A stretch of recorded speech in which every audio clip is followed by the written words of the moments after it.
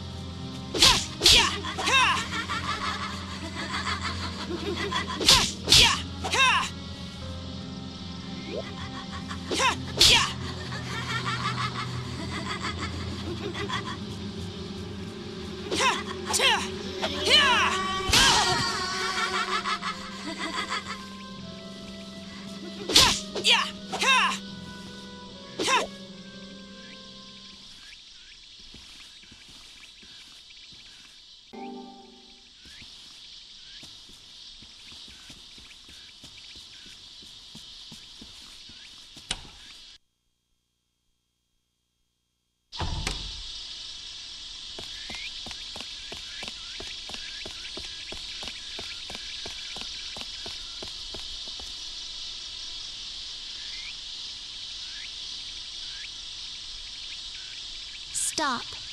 I won't let you past here. I'm looking for somebody. So can't you let me through? No, I don't know you. You're a stranger. I don't trust you. What a brat. She won't listen to anything we say. You don't trust me? What can I do to win you over? I know. Will you bring me the star? Huh? A star? I think she's talking about the one on the Christmas tree down at the station mall. So you want me to bring you that star? Yes. Okay then, wait right here. Guess what? There's a shortcut to the station mall by taking the roof stairwell. Pretty convenient, huh?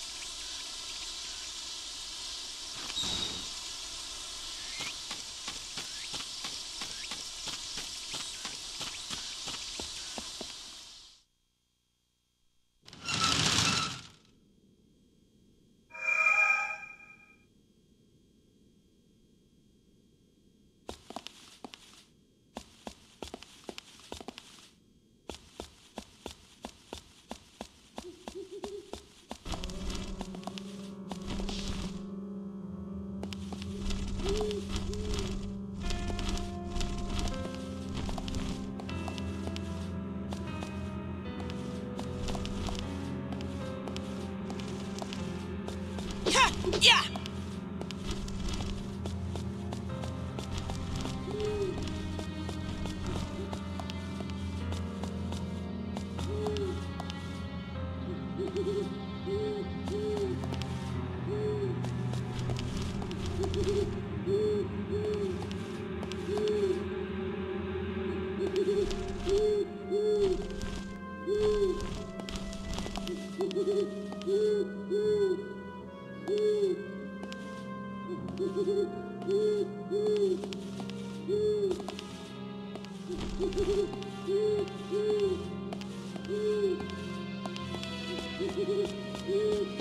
Yeah!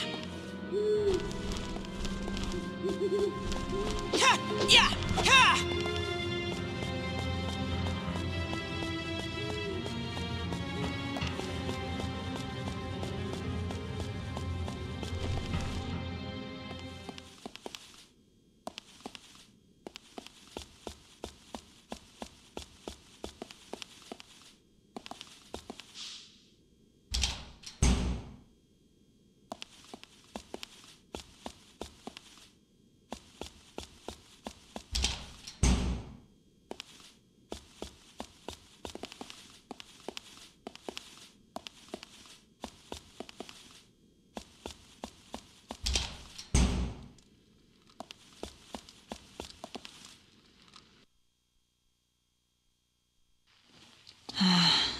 This is so soothing. Wow, very cool.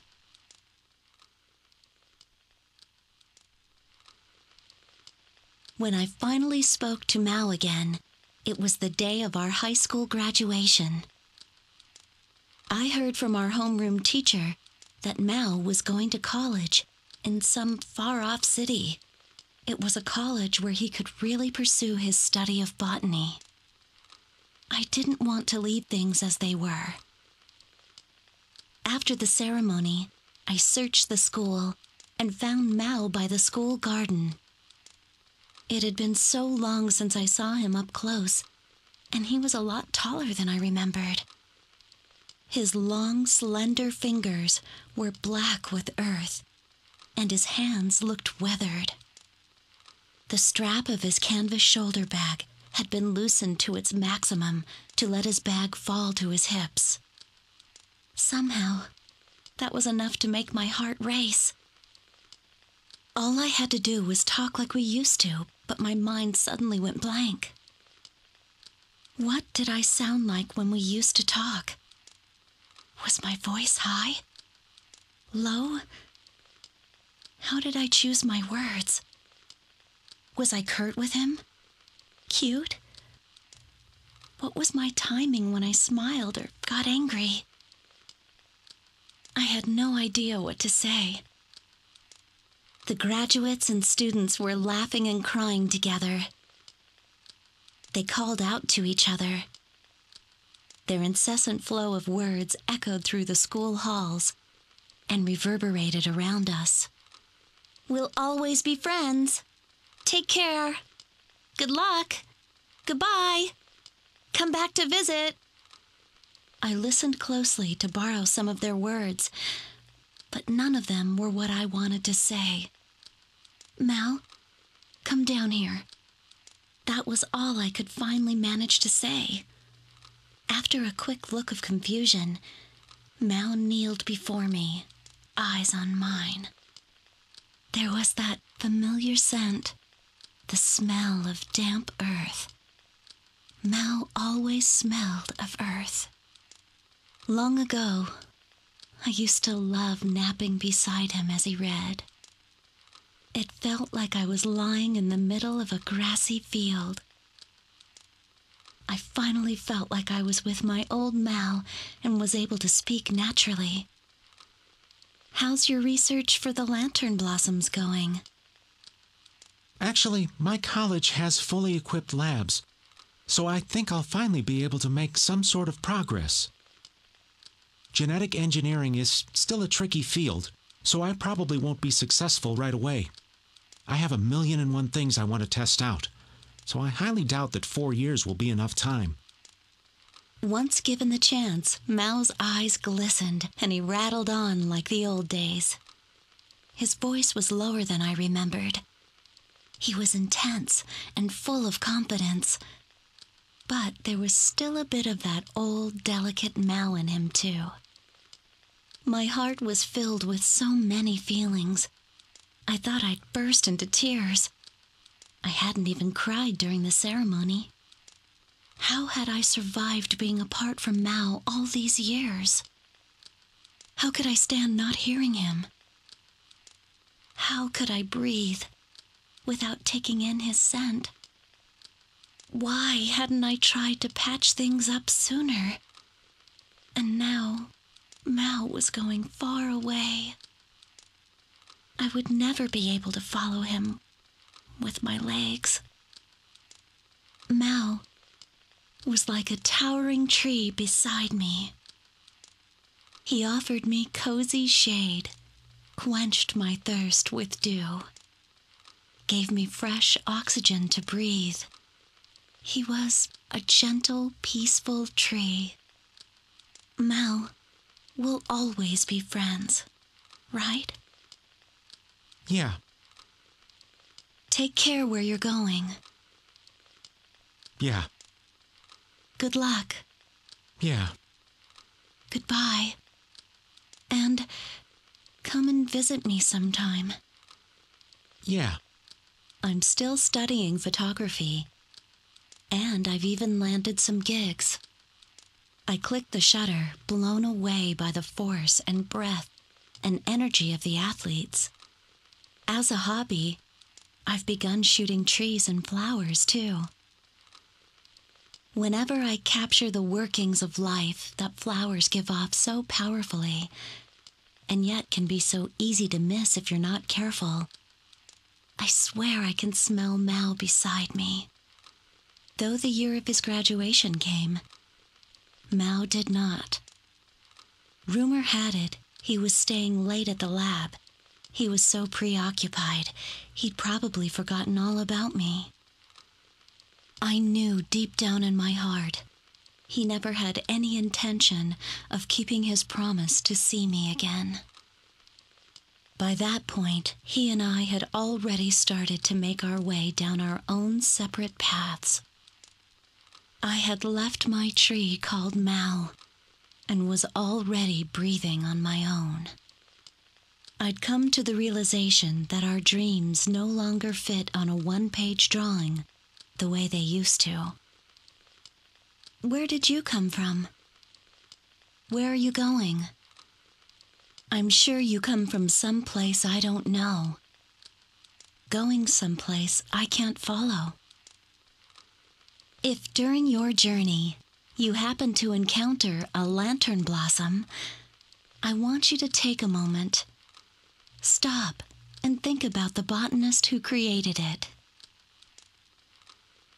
I'm sure it will have been a young man named Mao. I believe that someday he'll become the most amazing botanist ever.